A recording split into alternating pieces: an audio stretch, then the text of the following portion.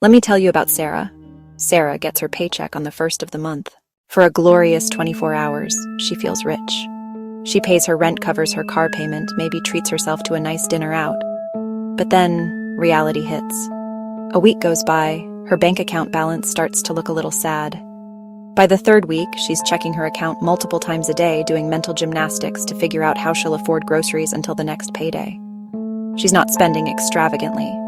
The daily coffee, the occasional lunch with coworkers, the impulse purchase on Amazon, that all adds up and leaves her stressed and anxious.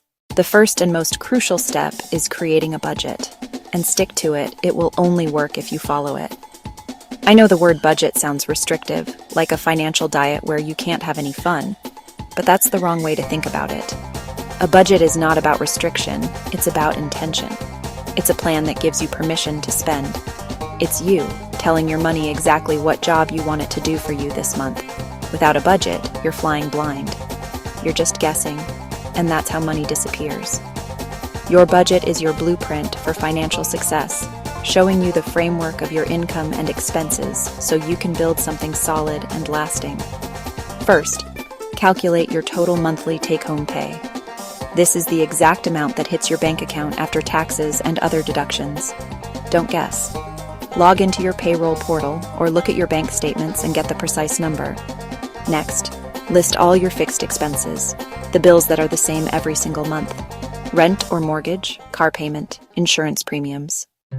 Creating a budget is like drawing a map, but tracking your spending is the actual navigation. A budget is useless if you don't follow it.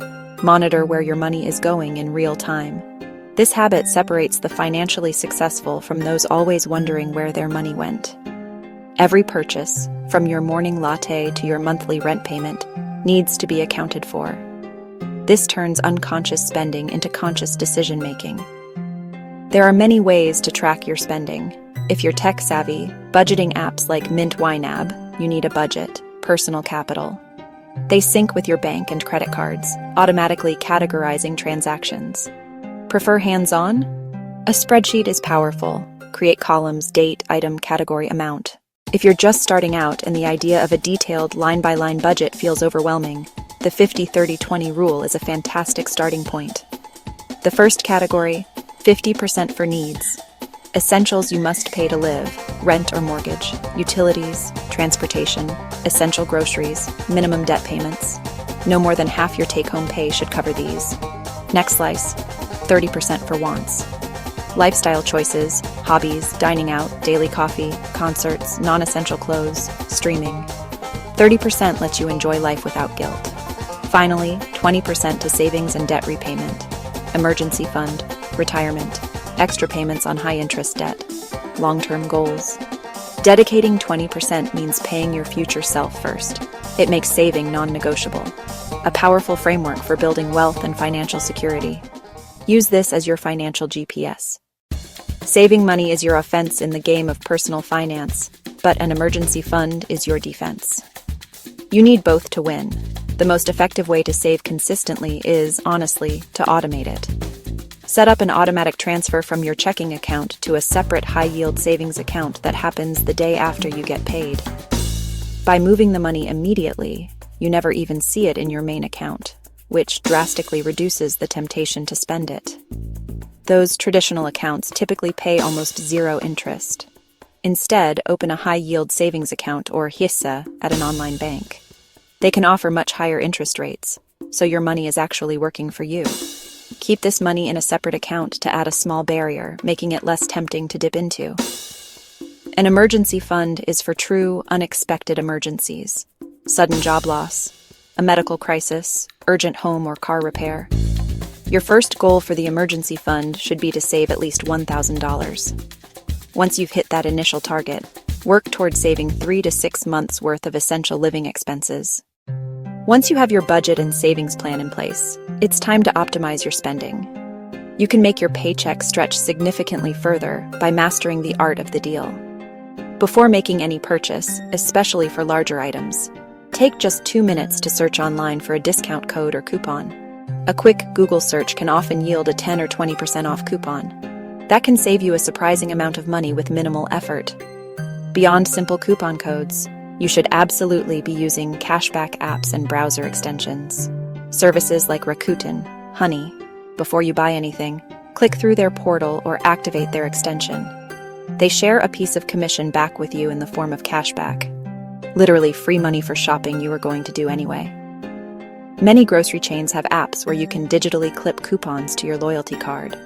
Before you head to the store, spend 10 minutes scrolling the weekly ad and plan meals around what's on sale. This simple act can cut your grocery bill by 20 to 30% without sacrificing quality. Sign up for loyalty programs, points, member-only discounts, and free items. If you use credit cards responsibly, pick one with rewards in your biggest categories. For example, 5% back on groceries. While cutting expenses is powerful, there's a limit to how much you can cut. However, there is no limit to how much you can earn. One of the most accessible ways is starting a side hustle. Think about the skills you already have: writing, graphic design, social media. You can offer services on platforms like Upwork and Fiverr, or join the gig economy: Uber, Lyft, DoorDash, Instacart, TaskRabbit. Work when you have free time. Even an extra $200 or $300 a month can make a massive difference. Another fantastic way to generate quick cash is selling things you no longer need: clothes, old electronics, furniture, books. List on Facebook Marketplace, eBay, Poshmark, Mercari. Take clear photos, write honest descriptions, price competitively. Use that cash to seed your emergency fund or pay down a credit card balance. Take well-lit photos, write clear descriptions, compare prices, and ship promptly. You get a cleaner space and extra cash. Win-win. High-interest debt is a financial emergency. It's like trying to fill a bucket with water while there's a giant hole in the bottom. Interest payments are actively working against you. Credit card debt, with rates over 20%, is particularly destructive. Create a plan to eliminate this debt, alongside building a starter emergency fund. Debt snowball. List debts smallest to largest. Pay minimums on all but the smallest. Throw extra at the smallest until it's gone. That quick psychological win builds momentum. Debt avalanche. List debts by interest rate high to low. Attack the highest APR first, most efficient mathematically. Snowball = quick wins. Avalanche = interest saved. Choose one and stick with it. Consider a balance transfer card if you qualify. 0% APR for 12. 18 months can free up payments to attack principal. Have a solid plan to pay the balance before the promo ends. This can save you hundreds or thousands in interest. The key is committing to a plan and staying consistent. Start small, stay focused, and watch the momentum build. The final piece of the puzzle is to become a smarter, more conscious shopper. One effective strategy: a waiting period for non-essential purchases. Add it to a wish list. Force yourself to wait at least 72 hours before buying. That cooling off period helps you tell a genuine need from an impulsive want.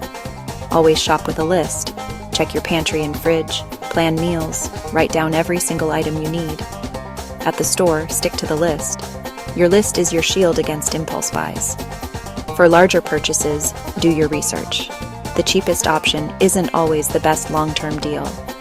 Think in terms of cost per use or cost per year. Making your paycheck last and building financial freedom is about small, consistent steps. Start today. Take one tip and implement it. Please like and subscribe. It will help us grow and reach more people.